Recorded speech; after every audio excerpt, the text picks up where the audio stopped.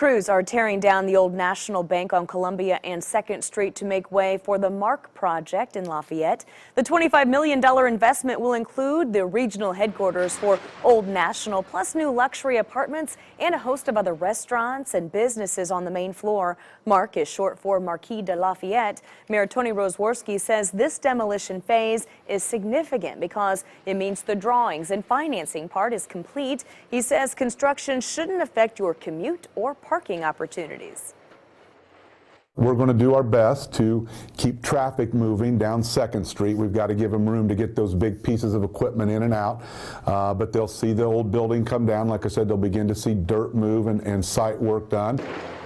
Construction is expected to last about 18 months. Rosworski says he's excited to watch the progress as we move into spring and summer.